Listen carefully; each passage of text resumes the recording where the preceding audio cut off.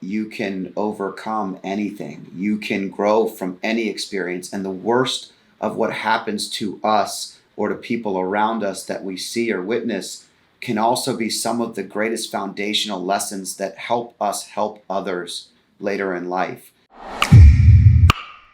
Well, as we focus on chapter 2 and what matters most, we're really talking about things in your life that happened that you don't realize will impact you going forward, right? I mean, Right. It's just like anybody, right? Anybody has X, Y, or Z happen. Maybe they didn't get into the college they wanted to, or maybe they didn't get the job that they wanted, and they find out that, oh, thank goodness that didn't happen, because their path would have been different. Yeah. And so you really delved into some things in this chapter that are not all positive. And so I want to start off with the story that might, as you read it, might make you pause. There was a trauma that you witnessed at a young age, and it's heartbreaking for everybody involved. And if you think about, and I know you've delved into this, right, how that story has impacted you in later years, it really did, didn't it? Like, it really did. Yeah. So if you watch the video, you can see my face when you ask me. And so it's so personal that it is still a little bit uncomfortable.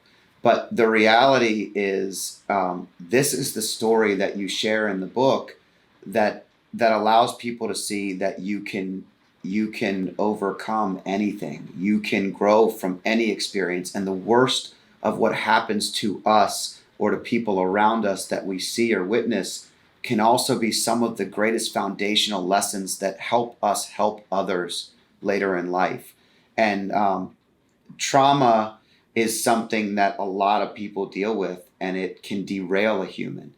And so, I won't go into the whole story, but I think it's worth discussing in that when I was a child and right around 3 years old, someone broke into our home while my parents were out.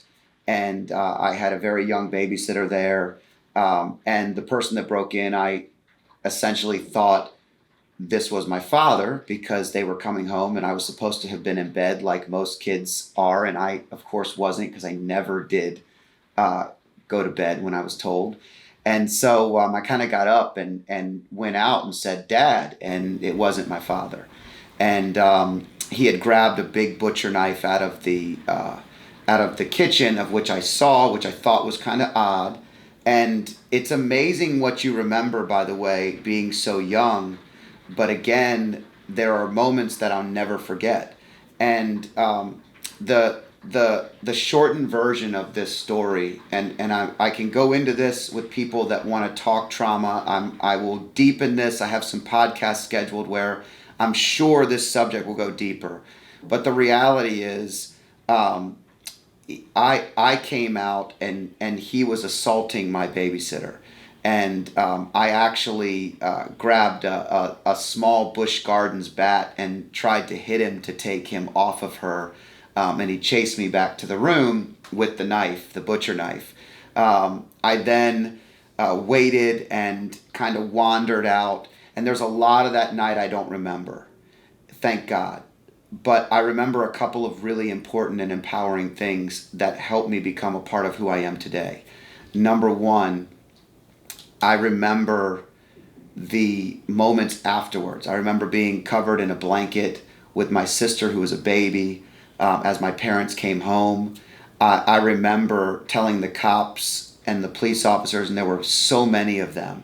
And I remember how comfortable I felt telling them and describing what the person looked like, because the person who had received extreme trauma was a young woman who couldn't speak.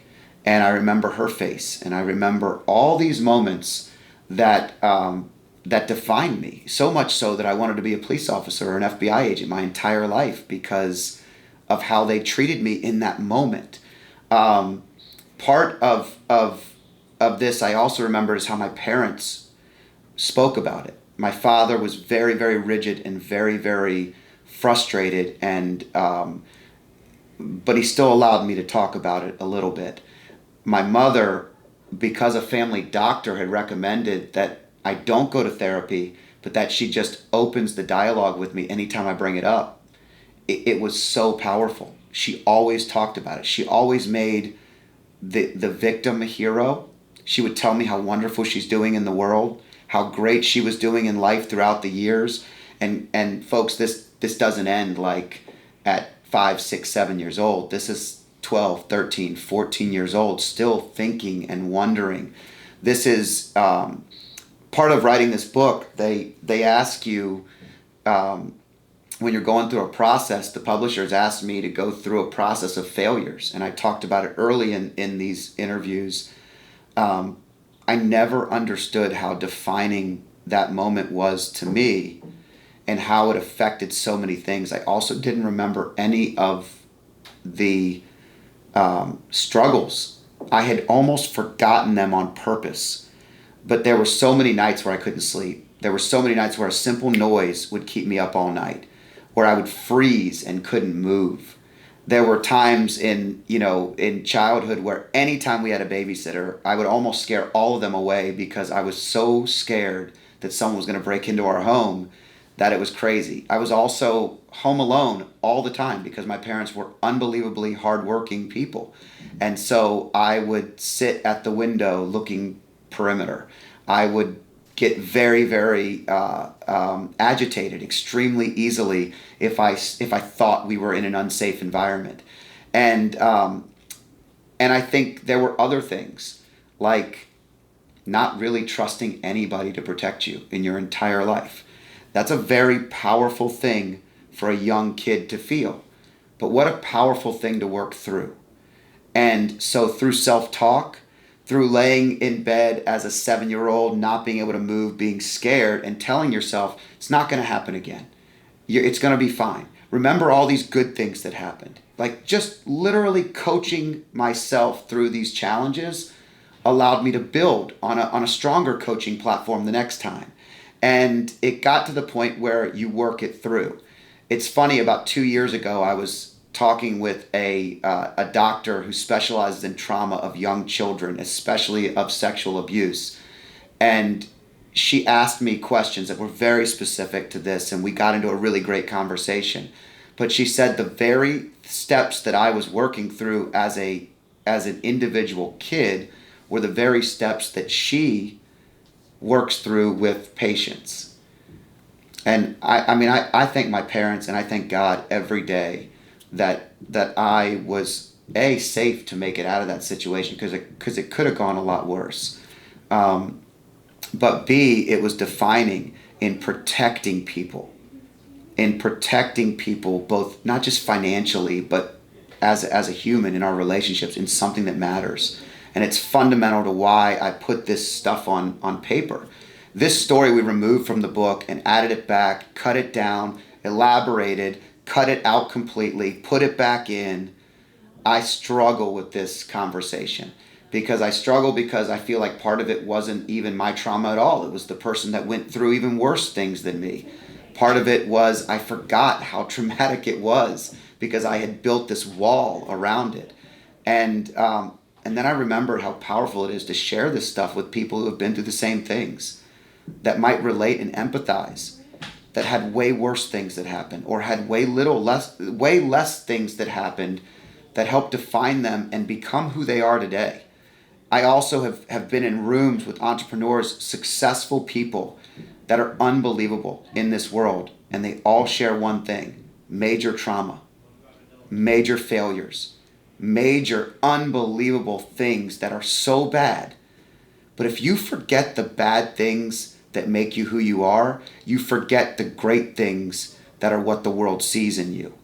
So when you are who you are today, all those bad things, coupled with all the great moments and the great things you built on, are what we become. And that's what we put out into the world. It's part of our story. But everybody has that story, and I'm a lot more comfortable sharing it now. I'm still a bit uncomfortable. It shows a strength. It shows a strength that you had to develop very early. And even though you maybe didn't think about it for many years, it was still there, right? That strength. It's interesting what you said about being a protector. So for a little while you wanted to be a protector like the FBI or the police or the law enforcement who came that evening. And now I feel like you see yourself as a protector of people's futures, right? Is that a fair thing to say? Yeah, and I think that? as I grow up, I want to be a protector of people's present. I think when I grow, I think I used to see myself as someone that could literally protect. Blue collar family. When I went to college, I thought I was going to be a teacher or a law enforcement officer. That was my dynamic. And I expanded that scope in so many ways by getting a job at the Attorney General's office and working in crime prevention and seeing that I could help so many more people outside of just being in one role. And then I went further and started to see in the financial world how many people I was helping. The first year, I will never forget this. Year one, I did an open house. My mom and my mother-in-law did all the cooking. They did all the work. My wife, all the cooking, all the work. Like they're working their patooties off, along with my assistant Amanda, who's just busting her tail to keep everybody, while I'm shaking hands and kissing babies. And a lady pulls me aside in the kitchen and cries and holds both of my hands and says, you changed my life this year. You were here when I lost my husband, and I needed that just to be able to get balanced again. And I remember just pausing in my tracks going, oh my gosh, I was just doing my job. And this job could be so much more powerful. And so when I looked at protecting people, that became the next thing, is protecting them so they could be financially free. Then you realize that you could help them in other ways, and you could coach them in life in different capacities. And today, through these epiphanies and through these challenges and through all the things that we look at, I look at also helping people remember the present, something I have to remind myself all the time of. I love that. We as humans learn from other people's stories. And one of the things you talk about in the book is a big letdown. It was something that you didn't get that seemed like you should have gotten, a promotion in your organization, and how that impacted you, and maybe, again, at that time, did not seem like a good thing. It seemed like, what? And now, maybe was the best thing that happened to you in your career, right? One of the greatest things that ever happened to me in my career. So talk about that, and can you talk about truly maybe not feeling like you were in the right place when this happens, right? Because Sure. I think a lot of people feel that. You're like, oh, I've been working for so long for this, and I deserve it, and they're not right and not giving it to me. And so talk about that and how you turn that into something. It wasn't overnight, but you turn it into something else. Yeah, I think the phrasing of that is so important as well. So many people like to throw shade and negativity on where they came from and what that situation was. But I chose everything in it, and I'm so grateful for it. And I'm so grateful for the journey that I went on. And I'm so grateful for the company I worked for and how they showed me the time and energy to train me and to educate me and to give me opportunities. When you're in it and you're working and you don't have the perspective of not being in it at that moment, like I was, now I'm out. I can easily look back on it. It's like being a father and looking at how I talked to my dad and thought of my dad until I was one, right? You get out and you have a totally different perspective. In the moment, I was working for a role that I felt like was perfect for me, something that I was really, really dedicating a lot of time, energy, and effort into. And I felt this gravitational pull to lead. And from day one, when I was working, I was 6 months in. I was training advisors on how to make calls better, and a year into it, I'm training the level ones in our company and the people that are brand new, and I'm brand new. They all have more money under management. They're all in some ways even more successful. but I was always a coach helping them see ways where, yes, they might have been given a better situation than I did to start, but we were learning from each other. And that accountability and that relationship building that I just talked about a little while ago was something I prided myself on. And I think authentically I wanted to lead. And I didn't get an opportunity that I felt at the time. We all feel at the time that we think we should get something and we deserve it. The reality is I didn't deserve it and I didn't get it and I shouldn't have had it. And you know why I know that is because I'm here now. It's exactly where I needed to be. I needed to see that to understand I was in the wrong place. And I wasn't in the wrong place because of them. I was in the wrong place because of me. I'm an entrepreneur. I like to lead. I don't like to manage that much. I talk about the differences between management and leadership. In big companies, there are lots and lots and lots of people.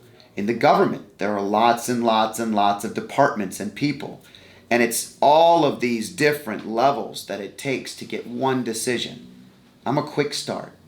I'm a fast entrepreneur. I like to develop an idea and develop it now and launch it. And surround myself with execution people. But I couldn't even build towards my strength in the previous place because I couldn't surround myself with people that made me stronger like I have today. And so I think the story is a really good story to share, but it's important to understand this when you're reading the story. I am not judging that story as if I deserve something. I'm judging that story, and I'm not judging it at all. I'm actually just sharing that story so people can see that your biggest failures in your brain are often your biggest opportunities. Our largest blind spots are often our strengths just turned up too loud. My drive to success sometimes got in the way of actually slowing down and seeing what was best for me, not what I had decided was best for me. Because if you don't stop along the way and breathe, you don't ever actually get to assess if the path you're on is still correct. I was not on the right path. And when I made that adjustment, it felt right. And it's only felt better and better every day. I share a story of my wife in here. She celebrated that night with champagne. She told me how it was the best thing that happened to us, to her. And I went back and served the person who received the promotion more. And that was not what I wanted to do. But it was what I knew I needed to do because I was growing up. And I was starting to do things that I didn't want to do because I knew it would be the right thing. And that was another turning point, is that so many times we just do what we want. And doing what we want doesn't get us anywhere. It's not saying, I should have been somewhere different. I should have deserved something different. It's, how do these dots all connect to each other in the right path for me? Because where I am now is right where I'm supposed to be. And where I was then was right where I'm supposed to be. If I look at it any differently than that, I'm the one that's shortchanging my own journey. It's such a timely topic, really, when you think about people in this world right now kind of examining where they are in their career, in their businesses, whether they should make a move, whether they should stay, whether they should go, whether they should start their own thing. And one of the things I know you talk a lot about is the importance of self-awareness. And I think that is a good, that's a good thing to really focus in on and talk about how you can help people develop it better. Because in the context of them thinking, well, I deserve more money, I'm gonna jump. I'm gonna go to another career, I'm gonna go to a new place, move to a new city, or I'm gonna go out on my own and start my own business. I think this key of self-awareness that you've really worked very hard on can help to put all of that in context. Because what's right for you may not be right for anybody else. Yeah. Honestly. So let's talk about that. Like, how important is self-awareness? How do you develop that? And how do you help other people work on this skill that will help them in the future? Self-awareness is really an honesty to ourselves. It's authentically looking in the mirror and seeing what the world sees, not just what you want to see. The definitive difference between so many people and that are unsuccessful and those that find some level of success is they actually take what they're great at and start developing it. But they recognize when they're not great at something and surround themselves around people that either fill that gap or they work really hard at getting better at it. Both my sons play a lot of soccer, and my one son that's left-footed is much better at his right foot than because he's left-footed, and it usually comes easier that both feet work. But my other son has had to work extremely hard at getting his left foot to be good.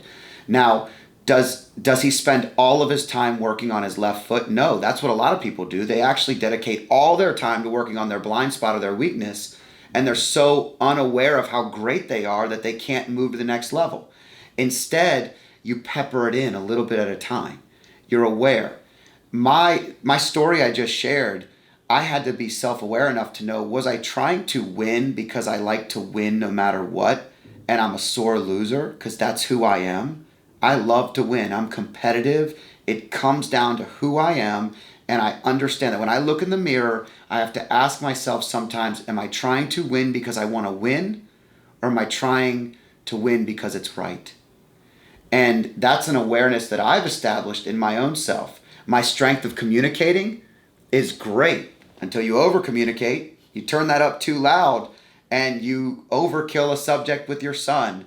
Or your wife says, I don't want to relive everything over and over again. I get it, right? Communicators are great in short spurts, but that over-communication, that loud voice, that ability to share your opinion in any moment, if you don't think I learned in my career or my life or in college, offending people you never meant to offend, saying the wrong thing at the wrong time, I learned so many things, but I was always aware, and I would take that learning lesson and build on it. And that's me. Like, that's just me. But for you, and what we talk about in this book, is being self-aware enough to love yourself enough to change. Loving yourself enough to change is what this is about. Are you actually being aware enough? You want to lose weight, okay? You want to lose weight, take a sticky note, put it on the mirror, look at it every day, measure it without metrics, without measurement. You're lying to yourself every single day. And then you start to dial it down to the decisions you're making throughout the day. Are you disciplined? Are you making the right decisions? There are so many ways to be aware enough of your surroundings. Most people just say they want to lose weight and then never do anything about it. Literally do nothing about it. And then they have friends like me who bring it up. Didn't you say you wanted to lose weight? I have no problem we order the extra fries at lunch saying, guys, we just talked about how we were going to be healthy, and this is a horrible decision. Being accountable to yourself and sharing your life with friends who are accountable to you is also self-awareness.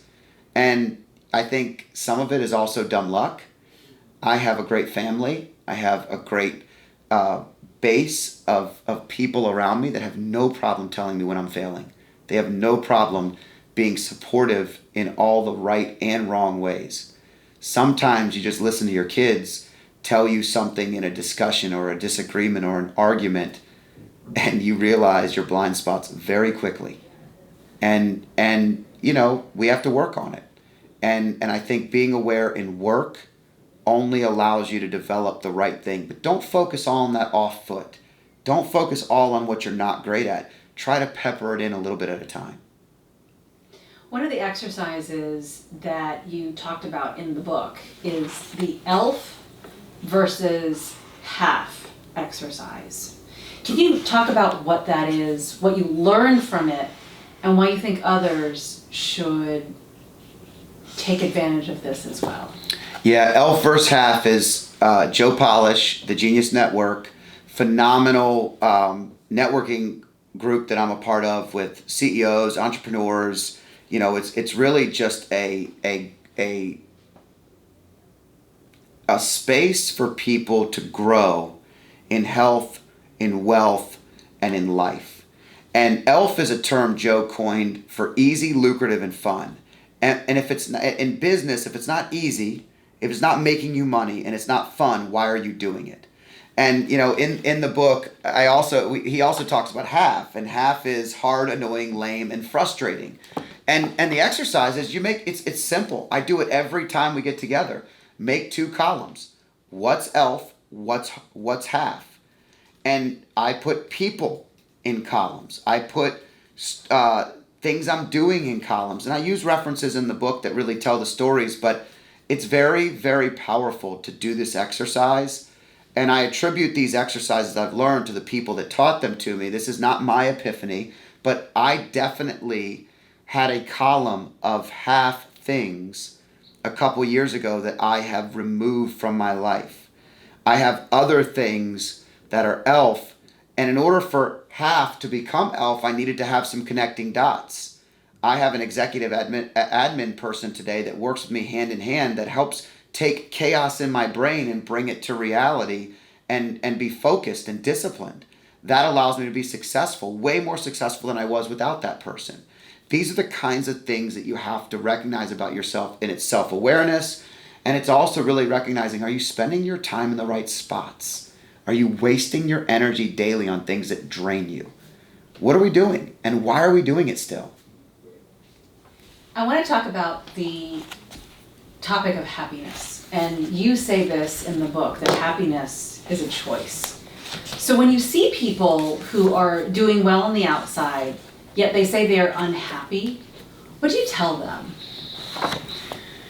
Oh man, this one's hard because I know there's people that watch this stuff, and I know there will be people that see that when I say happiness is a choice, that have never been given the ability to know that they can create their own path forward in life.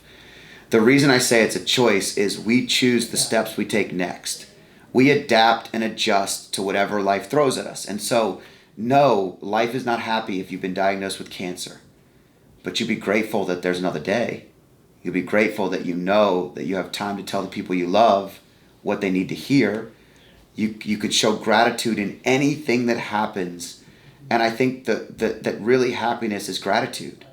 It's being grateful for what we have, where we are, what we're given, what we're not given, what we're challenged with, who's around us. And when I say happiness is a choice, I tell myself this all the time. I sometimes listen to my own videos when someone says I love this, and I gain insight from what I believe that is a core value to who I am, but I needed to hear it again. So this is not me knowing the secret, it's me practicing it and trying to get better at it, because every day is not a happy, perfect day. It's the opposite.